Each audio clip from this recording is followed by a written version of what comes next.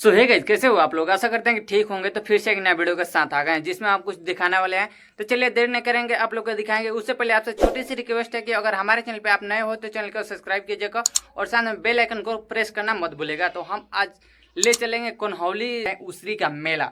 तो चलिए देर नहीं करेंगे, आप लोग को दिखाएंगे। तब तक के हमारे वीडियो पर बने रहिए और चैनल को सब्सक्राइब कीजिएगा और लाइक कीजिएगा, कमेंट कीजिएगा।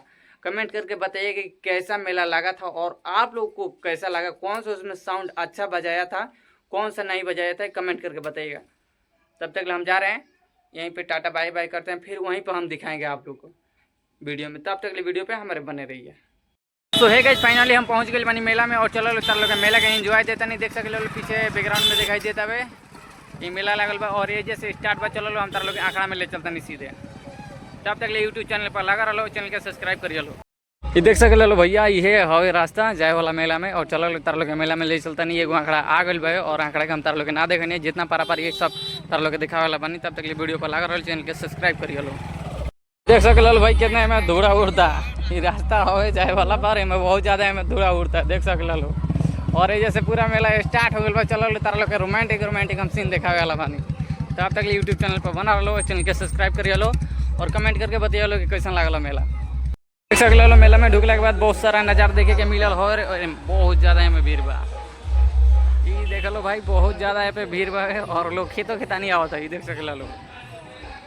और चलो हम तार लोग के पूरा दिखाओ तनी बढ़िया बढ़िया सीन। देख सकल लो भैया, इन्हें लड़का सन के खेले वाला झूलुआ गिरल बावे, ये देख सकल लो।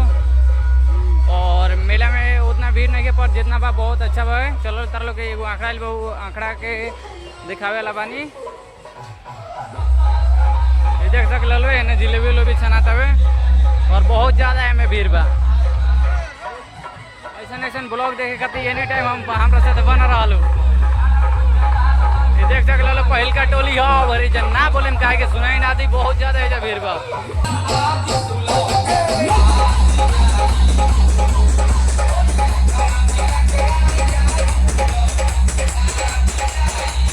देख सकल लो भैया, पूरा भौकाल मचीले बोलो ऐसा।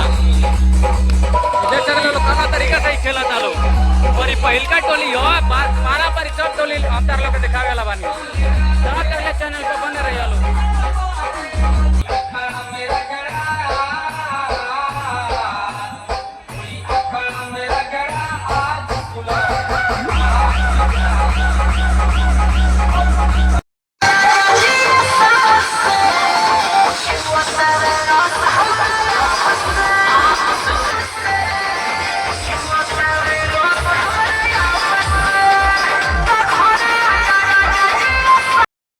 पहल का टोली देखले के बाद हम चले ना झिलुआ की ओर। देख सकते हो कितना ज्यादा है झिलुआ गिरल बा।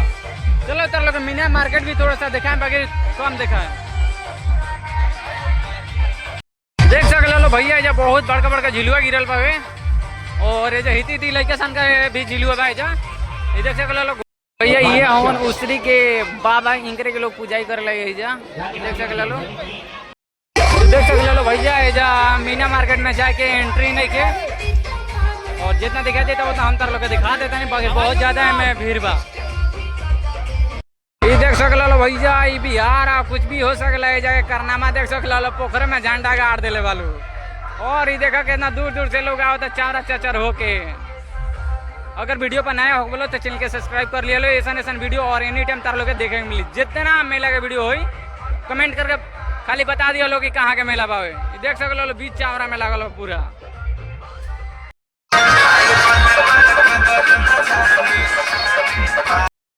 भाई देख सकते लो,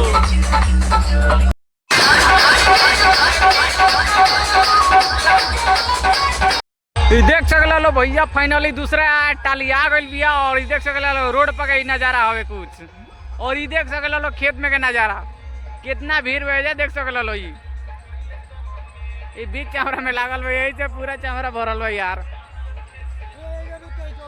देखो लो ये खेत में का नजारा हवे और रोड पर होते टालिया होती है जैसे लगे जैसे हम तार लोगों पर दिखावे ला बनी। ऑर्केस्ट्रा बाग नहीं है, हमरा तो कम चांस लागत हवे पर बावे हो जा ऑर्केस्ट्रा आवे तो भाई तो तार लोग हम दिखावे ला बनी, यही रास्ता से आई।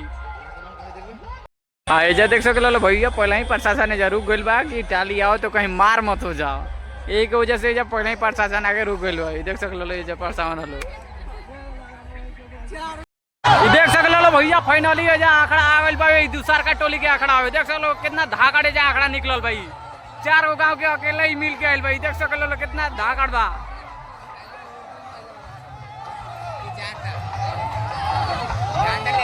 देख सकल पूरा यार झंडा से पूरा भरले वाला। देख सकल पूरा खेतारी में के हो पूरा खलबली मचा देले वाला मेला में अकेले यार। दूसर का टोली के हवे देख सकल कितना खतरनाक आंकड़ा निकलल। और चलो हम तार लोग टाली दिखाएं फटाफट से और का बा का नहीं के इहो दिखाएं हम। तो आप तक ले वीडियो पे बना रहो और चैनल के सब्सक्राइब करियो लो। देख सकल भैया फाइनली दूसरा टोली पहुंच गइल बिया लागे और एजा पूरा खलबली मचा देले वालो यार।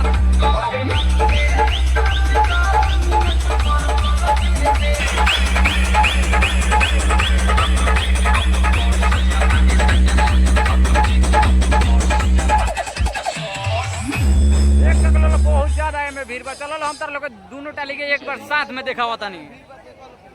देख सकल भैया दूसर का टाली आ गल बिया होवे जगमा हम तार लोग देखावे वाला बानी।